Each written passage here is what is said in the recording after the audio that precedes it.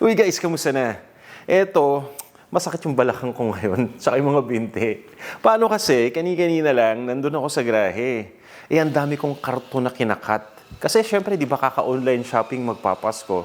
Ang daming mga dumadating dito ng mga packages. Naipon na yung karton. So yung grahe sumisikip. So kailangan na nating i-dispose yung karton. Pinagtsagaan ko yun isa-isa, napaliitin para madaling ma-dispose. Syempre, sa sobrang pagod, gugutumin ka rin. Aba, pagkain pa rin ang nasa isip ko, syempre. Kaya yun, nakaisip tuloy ako na magluto ng isang masarap na ulam na madali lang gawin. Sigurado magugustuhan nyo to. Tara, magluto na tayo. Welcome sa Panlasang Pinoy. Magluto naman tayo ng pork chop bistec. Ang sarap nito. Kaya nga hindi na ako makapagantay Yung ingredients nga pala, ilalagay ko sa description ng video na to. Pakicheck na lang Umpisa na natin. Meron ako ditong pork chops. So buo yung pork chops na gamit ko. Kahit may mga buto pa, okay na yan. So tingnan nyo, di ba? Ang ganda Tapos niyan, itong pork chop na to actually, wala na yung balat. Siyempre, pagdating sa pork chop, traditional sa ating Pinoy yung may balat. Pero sa totoo lang, di ba yung balat, parang ang hirap ngatain, ang hirap nguyain. Ipe-prepare ko lang to. Ibababad ko muna yung pork chop bago natin lutuin. Itong pagbabad sa pork chop, nakakatulong to para mas maging malasa. So meron ako ditong lemon. Yan, niro-roll lang natin para mas marami yung mapiga natin na juice.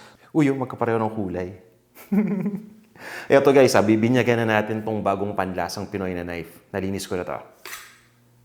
Okay ba? Ayun. So, hatiin lang natin sa gitna. Uy, yung talas. O yan.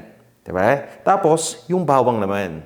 Pagdating sa bawang, chino-chop ko lang to. Gusto natin dito yung flavor ng bawang na kumapit dun sa pork chop. So, yan. Crush lang natin yung bawang tapos i-chop ko lang mabuti. Yun. Ang ganda naman panghiwa ng kutsilyo na to. Ba talaga kapag matalas,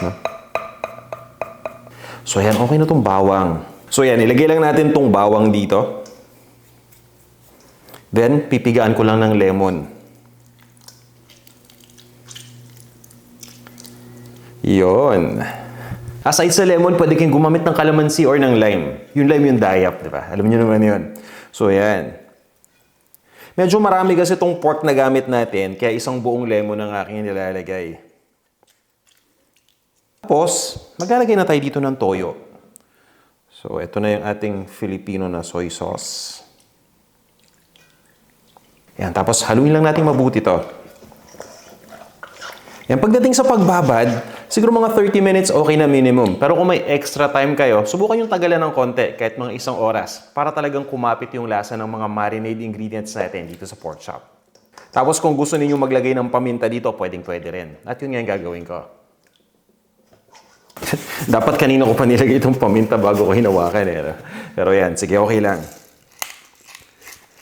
So nasa sa inyo kung gaano karami yung paminta na ilalagay dito. Yan, tapos ituloy na natin yung paghalo. Yan, tapos yan, ibababad ko muna to at habang nakababad to, i-prepare na muna natin yung ibang mga ingredients pa. At syempre, magsaing na rin tayo. Yan, okay na to. Ang maganda dito sa pork chop bistec, napakasimple lang gawin at saka hindi rin to masyadong masahog. Kumbaga, konti lang yung mga ingredients na kailangan natin dito.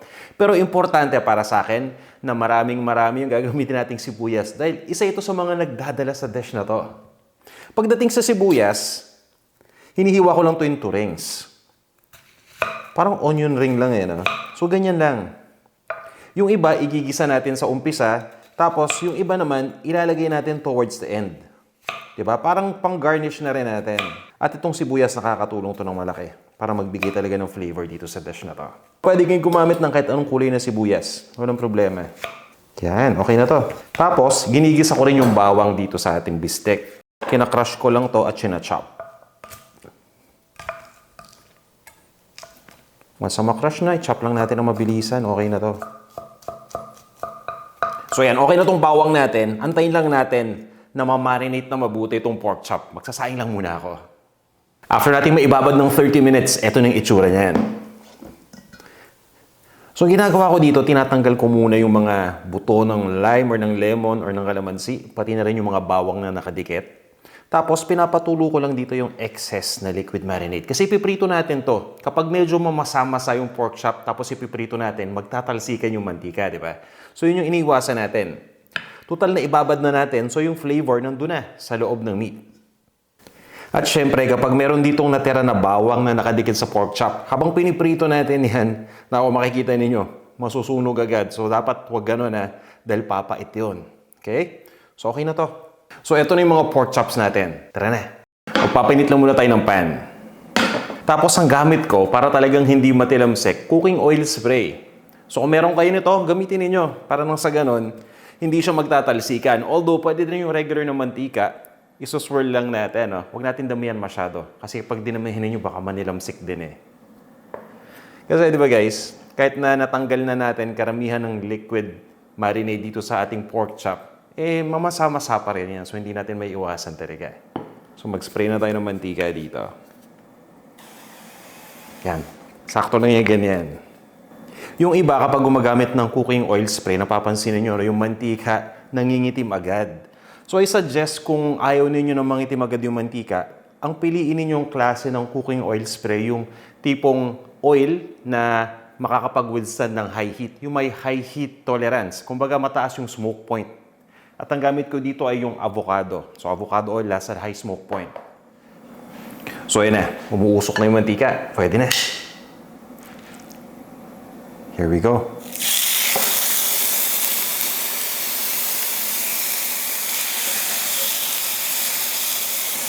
Yan. Kaya malapad yung nilagay ko ditong pan para marami kagad yung maluto. Para mas mabilis tayong makaluto. Gutom na ako So, kapag nagpiprito tayo ng pork chop, natural yan na lalabas yung liquid galing dito, no? So, pabayaan nyo lang na mag-evaporate. Tapos, once na mag-evaporate niya, ituloy nyo lang yung pagprito.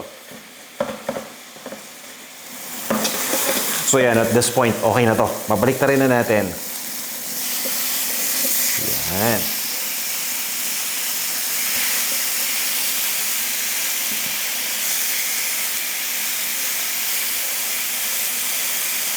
So, itutuloy lang natin yung pagluto sa kabilang side. And don't worry about this, Mark. So, makikita ninyo medyo nagda-darken yan. So, natural lang yan. Mamaya kapag ginisa na natin itong pork chop, yung flavor galing dito sa medyo dark part, kakapit na yan dun sa sauce. So, at this point, okay na dapat itong parehong pork chop. So, nakita niyo habang piniprito natin, di ba, yung moisture umaangat. So, yung kaninang dark na part nyo, nawawala na. So, yan. Yung ilalim, ganun din. So, ito na yung itsura ng ilalim. Sakto lang din yung pagkakaprito. Right? So, tanggalin lang muna natin itong mga pork chops dito. Itutuloy ko lang sa pagprito pa ng mga remaining na pieces.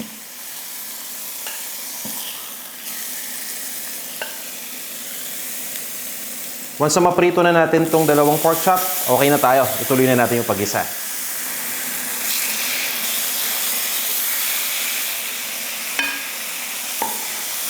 Yan. Ayos. Ito nga palang pagprito na ginagawa ko sa pork chop ay optional step lang. Ginagawa ko to para mas maganda yung maging outer texture. So mamaya makikita ninyo kapag naluto na. Pag sama-samahin na natin lahat ng mga na pan fry natin na pork chops. Ayan. Diba? Oh, look at that. Diba? Hindi pa masyadong luto yan. Kumbaga yung outer part pa lang yung naluto natin. Itutuloy na natin yan yung pagluto. Ngayon naman, magigisa na tayo. Madali lang itong niluluto natin. Kayang-kaya nyo to. So for now, nagpapainit lang ako dito ng lutuan. Lagyan na natin ng mantika yan. Yan. Painitin lang muna natin itong mantika. O nga pala, bago tayo tumuloy, gusto ko lang magpasalamat sa suporta ninyo. Thank you so much, lalo na doon sa mga subscribers natin sa buong mundo. Thank you for subscribing. At guys, kung gusto ninyong sumuporta pa, available na pala itong ating t-shirt. Pandasa Pinoy t-shirt. Right now, sa mga US subscribers pa lang ito available, i-check nyo lang yung video sa YouTube. May kita niyo yung shop option para naman at least alam niyo kung saan pwedeng i-avail. Yan, thanks in advance. So, habang papainit pa lang to, i-ready na natin. Una kong igigisa dito yung sibuyas. Ang pinipili ko ditong sibuyas, yung mga hindi perfectly cut. Yung mga ganyan, di ba? Yun una natin igigisa. Saka yung mga maliliit na hiwa. Yung malalaking hiwa kasi, i-reserve natin yan mamaya para dun sa last part. Kunin natin yung mga maliliit. na parts. Igigisa ko lang to. So, inuna ko yung sibuyas bago yung bawang. Pero pwede nyo unahin yung bawang, okay lang din. Kung gusto nyo mas garlicky yung flavor dito.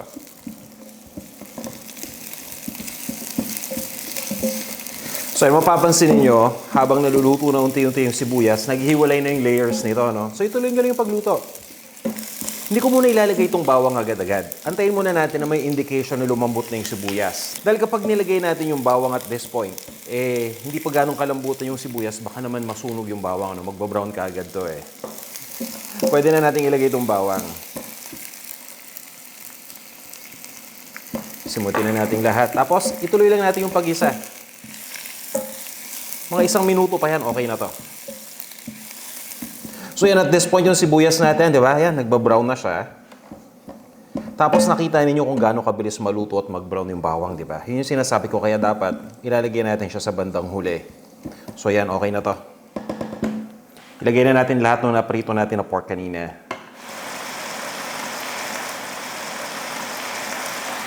Yan, igisa lang natin ito sandali with the onions and garlic.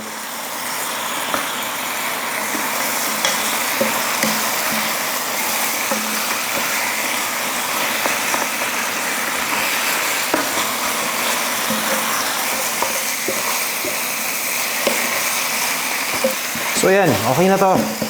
Ngayon, ilalagay na natin dito yung mga natirang marinade. So ito yan, may buto pa to ng lemon tapos may mga bawang pa, no? So i-filter out natin yan. Pang filter.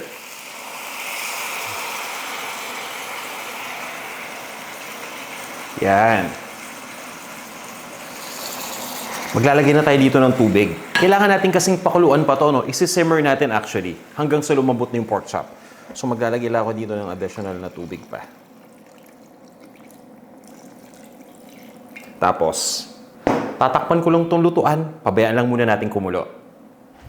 Check na natin. Mukhang kumukulo na. Oh, yan. Okay na to. Babalik-tarin ko lang muna yung pork chops. Yan. Para pantay lagi yung pagluto natin. Diba? Since kumukulo na, ilalagay ko na itong ating Knorr pork cube.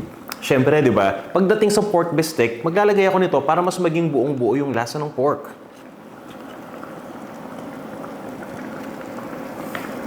Hahaluin ko lang muna. Yan lang. Tapos, isi-simmer lang natin to. Pero habang niluluto natin, syempre, halu-haluin din natin. Gusto kasi natin dito sa pork chop, maging equal yung pagkakaluto. So, pwedeng yung mga nasa ibabaw, ilagay natin sa ilalim. So, binabaliktad lang. Tatakpan ko na to. Then, i-adjust ko na yung heat setting. Pababaan ko na into a simmer. Or pwede ninyong lakasan lang ng konti above a little bit sa simmer. Tapos, lutuin nyo lang to for about 1 hour. Ayan, so at this point ay na-simmer ko na to ng almost 1 hour. Doon nga pala sa sinabi ko kanina na 1 oras, depende yun dun sa kapal ng pork chop, Kasi yung iba, di ba, kapag bumili tayo ng pork chop, yung hiwa yung maninipis. Kapag manipis, syempre, mas less time naman yung kailangan natin doon. So, eto na yan. Dinagdagan ko nga pala ng konting tubig pa kanina. Kasi gusto ko dito yung saucing-saucy yung pork chop natin. So, yan. Tingnan na natin muna, Gusto ko lang makita. Binaliktad ko na din ito nga pala, So, babaliktarin ko lang uli ngayon. Yan. Okay na. At saka malambot na rin. Humihiwalay na yung mga buto, Ibig sabihin yan, malambot na yung pork. So, eto. Ang gagawin ko ay titikman ko na muna. Itatabi ko muna yung pork chop sa isang side para may space tayo na ilagay ibang mga ingredients pa. Pero before that, importante na tinitikman muna natin. Kayo ba, paano kayo magluto ng bistek? Mapa-pork chop bistek man yan o anong klase? Pa-comment naman para at least, diba, meron tayong matutunan din na ibang paraan. Ito na. Sakto yung lasa. Ang gusto kong mangyari dito, sa niluluto natin, since saucy, di ba? Kadalasan, ito yung sauce, ito yung consistency ng sauce natin, di ba? Ganyan. So, sakto lang, di ba? Pero gusto ko siyang palaputin ng konti. Kasi nga, saucy naman ito. So, pwede nating palaputin. At the same time, ibabalance natin yung flavor. Naglalagay muna ako dito ng asukal. So, brown sugar. Pampabalance ng flavor yan, Although tatamis ng konti ito, pero pag natikman ninyo, hindi siya masyadong matamis. Sakto lang. Sakto nga ba yung dami na nilagay ko? Tikman ko lang ulit. There you go. Sakto. Magdadagdag pa ako dito ng ground black pepper. So, hindi na natin kailangan maglagay pa dito ng additional na salt or ng toyo. Dahil yung dami ng toyo na ginamit natin for the marinade, saktong-sakto na rin. Yan. Tapos, papalaputin natin yung sauce, di ba? Meron akong cornstarch. Pwede kayong gumamit dito ng potato starch. Ayan, di ba? Haluin lang natin hanggang sa matunaw na yung cornstarch.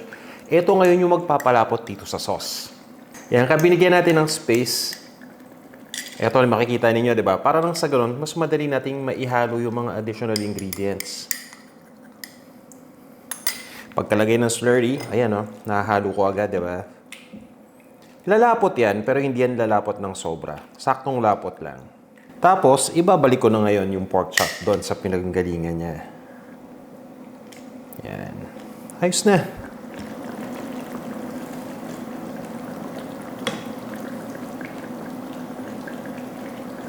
So yan, tingnan niyo yung lapot ng sauce ha. 'Di ba? Sakto lang siya. Hindi siya yung sobrang lapot. Kaya ako naglagay ng konting cornstarch para lang ma-attain natin yung ganyang klase na consistency. 'Di ba? Tipong hindi siya masyadong malapot at hindi rin masyadong malabnaw. Ilagay na natin yung remaining na sibuyas. Ayan, kung nakita ninyo, pinaghiwalay-hiwalay ko na yan. Sobrang dami na rin kasi ng sibuyas na nilagay natin nung umpisa, 'di ba? So, I don't think na kailangan pa nating haluin mabuti ito dito sa sauce. Kumbaga, for garnish na lang tong sibuyas. Although, syempre makakatulong pa rin ito na mag-add ng flavor. Which is a good thing. Ang sarap nito, nako. Mapaparami na naman yung kanin natin. Pero guys, alam ko na sobrang sarap man to, pero pagkatapos, i-remind ko lang kayo na mag-toothbrush kayo kagad pagkakain dahil mag-aamoy sibuyas kayo dito. So yan, tatakpan ko lang, tapos pabiyaan lang natin to. Mga 3 minutes pa. And then, check natin afterwards.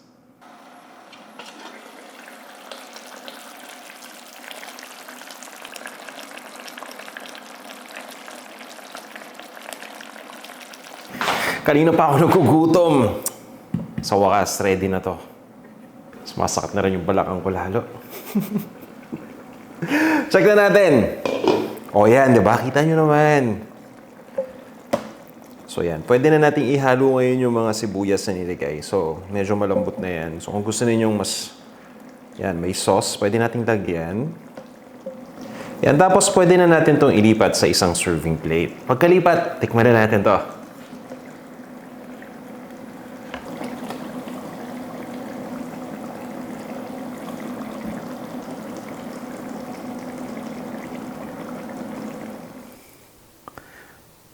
Lagyan natin ang sauce. So, kita nyo naman, di ba? Oh, wow. Tapos yun, may mga laman-laman pa na parts. Yan, tapos, ilagay na natin yung mga sauce. Ako, ewan ko na lang kung hindi kayo mag-enjoy dito.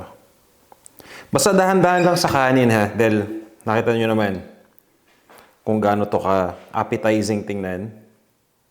Tapos, pag matikman nyo pa yung sauce, sobrang flavorful. Ito na ang ating pork chop bistek.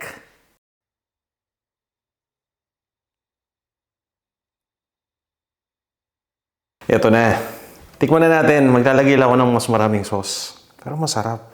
Oh, wow. Tsaka syempre ng sibuyas na rin. Tapos yung kanin, yan. Lagyan natin ng maraming sauce. Kita nyo ba? O, di ba? So, ito muna. Papakita ko sa inyo kung gaano kalambot. Kaya, walang ka-effort, tinutulak ko lang. O, di ba? Humihiwalay na siya.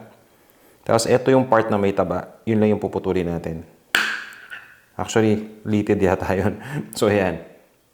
Hindi ko na kung bakit may litid yung, yung pork chop, pero wow. Napaka-tender. Ito guys, look. Diba? Ito yung part ng pork chop. Kaya nga, gusto ko rin yung pork chop. Kasi yung ibang pork chop, diba? Parang karton pag natutuyo. So yung ginawa natin, nakakatulong yung para mas maging malambot yung pork chop. Yung pag-simmer, dahan-dahan na pagluto lang.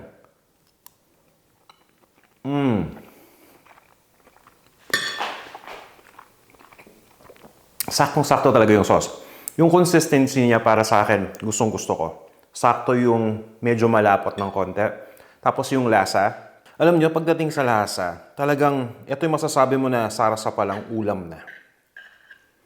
Isa ito dun sa mga dishes na yon. Nagpo-fall sa category na yon. Kasi kahit sauce lang yung ilagay mo sa kanin, mabubusog ka na eh. Malasang-malasa na yung sauce. Nakita nyo naman kung gaano karami yung sibuyas, tapos yung mga ingredients na nilagay natin, di ba? Yun yung mga component na nagbibigay ng flavor.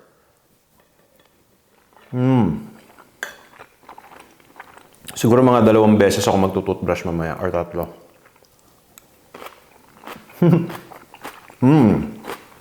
I strongly suggest na subukan nyo itong recipe na to. Mapa-ordinary days lang, kunyari, Monday to Friday, tanghalian or hapunan, iluto ninyo, siguradong magugustuhan to ng makakatikim. Lalo na kung special occasions, kagaya na lang ng Pasko. Pwede rin to ba't hindi? Ayan, may helicopter na ako naririnig. Mukhang naamoy na yung ulam. Naku, ubusin ko na to, baka maagawan pa ako. Pero nga pala, matanong ko lang, gusto ko lang din malaman guys, no? Saan kayo nanonood ngayon ng video na to? Sang bansa or sang city? Sang probinsya? Yan. At nakapagluto na ba kayo ng pork chop na bistec version? Pa-comment naman kung paano nyo ito niluluto. Tapos yung location nyo rin. Tapos kung may mga gusto kayong ipabate. Pa-comment lang ha. Itong kanin na to, sa totoo lang, bitin to eh. Kaso pipilitin ko na ito na lang yung kanin na ubusin ko. Kasi mapaparami na naman tayo. Yari na naman tayo dyan, di ba? But guys, I strongly suggest na subukan nyo itong ating recipe ng pork chop bistec at sigurado magugustuhan nyo to. O paano? Magkita-kita tayo sa ating mga susunod na videos ha. Tara, kain tayo!